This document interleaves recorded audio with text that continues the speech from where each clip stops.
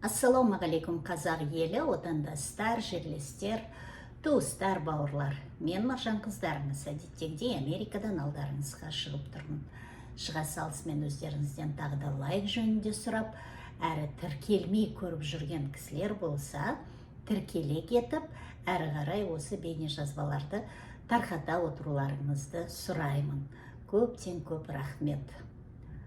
Ал тақырыпқа келетін болсақ, тағы да сол Навальныйды жаңағы сөзге тиек ете кетіп, сол өзіміздің белсенділер жөнінде айтқым келеді.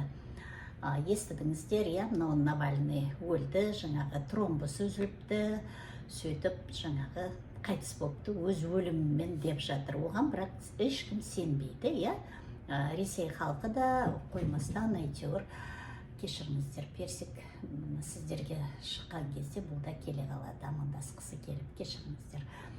Міне Ресей халқы да қоймастан шығып жатыр, жаңағы уақытша дейміз ба, жаңағы нелерді, ескерткіштерді орнатып, сол жерде тағзым етіп жатыр, жиналып жатыр, бірақ полиция оларды тиеп алып кетіп жатыр. Жаңағы журналистіне де қарамай, басқасына да қарамай. Сол енді ол кісілердің, келген кісілердің көбісіне қойып жатырған сұрақтарға жаңағы аяйсыз ба, қандай сезімдесіз, қандай сезімде болдыңыз деп жатыр. Сол жаңағы көпшілігі енді жаңағы Навальныйды қолдайтынын, соған біраз сенім артқандарын, өздерінің қорқақ болғандарын мойындап жатыр. Ал кейбір кісілер жаңағыдай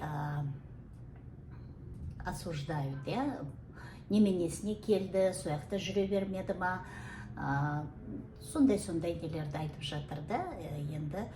Енді өздерінше бір жан ашыған түрі шығар. Шынымен де ол билікке неменесіне сенгенін, оған сол қайтып келгеніне, қайтып оралғанына қарағанда, бұл халқына өте сенді, кәдімгідей, Құдайға сенгендей сенді.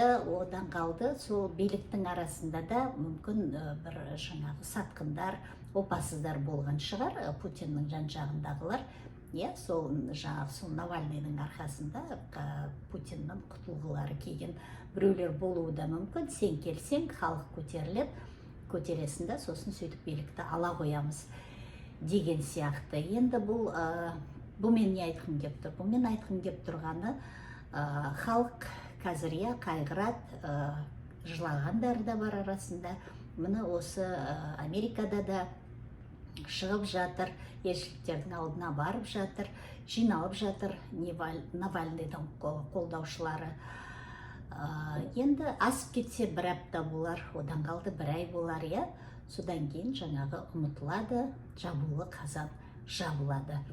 Одан да не бір өткен жаңағы қасқырларың, батырларын бұл зұлым жүйелер жұтып атыр.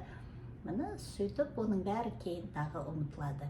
Міне ертең осы Навальныйды өлтірді екен, қазір біз олардың жанын шығарамыз деп отырған ақш-тың өзі де кішкене мынау саусақтың ұшымен дейді да, содан кейін ол да ұмытылады.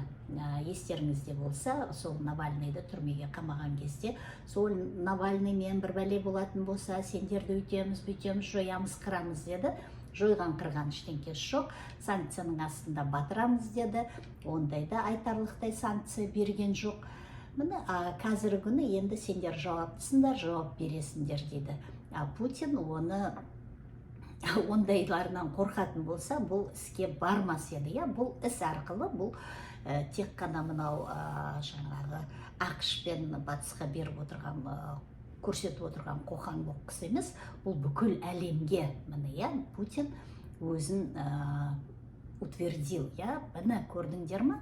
Менен асқан бүгінгі күні күш жоқ деп осындай месседж жіберді. Ал енді біздің елге оралатын болсақ, айналайын халқым, айналайын батырларым. Дұрыс, батырлық керек, бірақ сол батырлыққа ақылмен бару керек. Міне біздерге де жазасыздар, Мұхтарға да, Серікжан Біләшқа да, бәріне айтасыздар, жаңағы мықты болсаң кел, елге келіп күрес. Міне көріп отырсыздар ғой, тағы да бір ұлдарыңыз бар елге оралды ғой. Ол енді ол қазір әкесінің жағдайымен, басқа жағдайлармен, сол билікке сенді деп ойламаймын. Оны да аэропорттан ұстаған жоқ па, естеріңізде болса. Міне сол сияқты қазір Думан бауырымызда, қандай сенді бұл билікке, сөз тыңдайтын билік секілді көріп жүрді.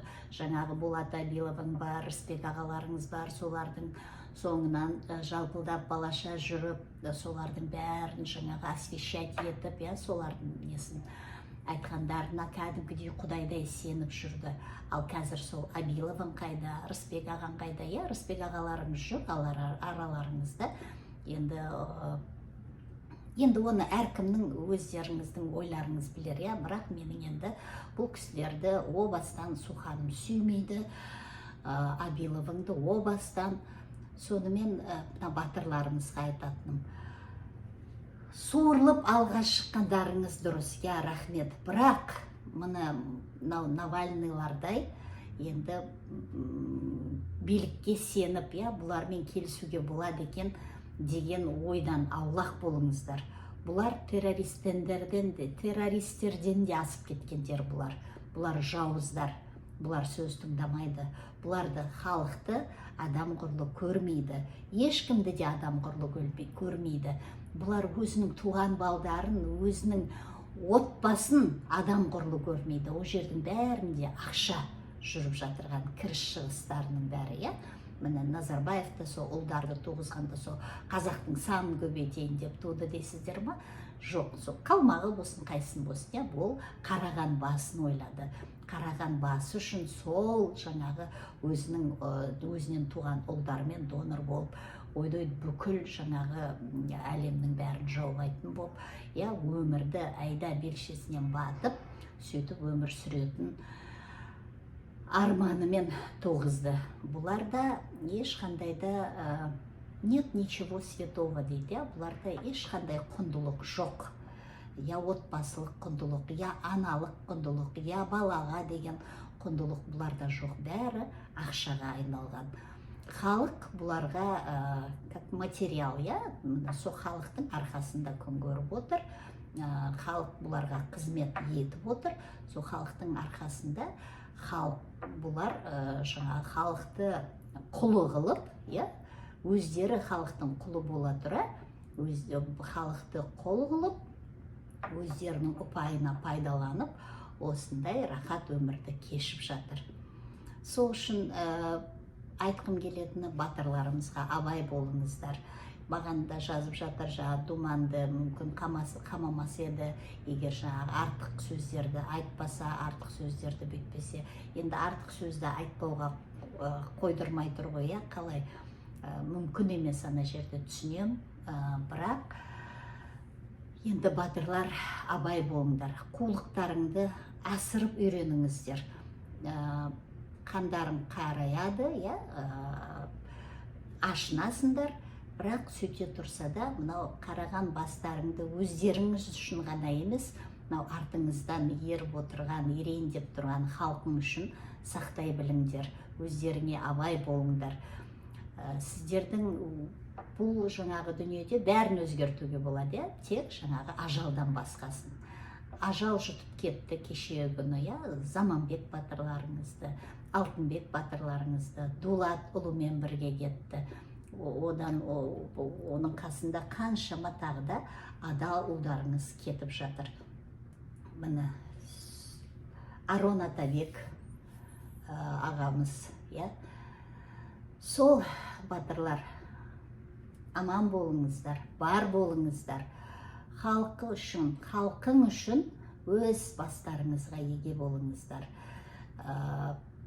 Енді ретін келтіре алмай тұрмын қалай айтудың, енді мына билікпен компромиске бар дегім кеп тұрған жоқ, бірақ соны алдап соғыңдар, алдаудың ебін табыңдар, жөнін табыңдар соның. Өз мүддемізге пайдалануға соның ретін іздеңіздер. мына кешегі біз сенген депутаттар жаңа депутаттыққа неге бара жатсың, сен халықтың даусын шығарып жүрген кісілердің бірі едің ғой деген кезде біз сол жерге барып ішінен күресейік деп жатырмыз дегендерің сол ішіне сіңіп кеткенге сыңайлы қазіргі көтеріп жүрген мәселелерін жаңағы сұрақтарын көрсеңіздер енді көріп отырсыздар ғой өздеріңізде. Міне сөйтіп ішіне кіргеннен кейін өз жерде жаңағы алтынды көргенде періштелер жолдан таяды деп, соншама мынау неде жүріп жаңағы сіңірлері созылып жүріп сол жерде барып сондай айлыққа томп еткеннен кейін бұлар уже жан-жақтарына қарап сөйлейді. Кезінде жалпылдап еріп жүрген, солардың сөзін көтеріп жүрген, соларды халыққа таныстырып жүрген журналистердің бәрін, думандарды ұмытып кетеді. Кім жайлайды отырғанымызды өзіңдеріңізде біліп отырсыздар. Міне сатқындар ол әр кезде де болған, болады да, бірақ енді солардан жаңағы ақылымызды, айламызды асыра білейік. Соны айтқым келді. Батырларымыз, өздеріңізге сақ болыңыздар. Біз тілеулеріңізді тілейміз. Қазақ елі, бірігіңіздер, бір болыңыздар. Мынау ақпараттық соғысты тоқтатпаймыз. Өз аттарыңыздан аккаунт ашуға қорқысаңыздар, жалған аккаунт ашып, осындай мәліметтердің бәрін жалғастырып отырыңыздар. Батырларымызды қолдап отырыңыздар. Басқа ұлт өкілдері ортамызға қосыламын деп жатса, оны сыртқа теппей, бауырымызға басып, ортамызды кеңейте берейік. Сөйтіп, мынау келе жатқан X күніне сақадай сай отырайық, бір болайық, абай болайық. Оларымызға, қыздарымызға абай болайық, соларға сақ болайық. Алға қазақ елі.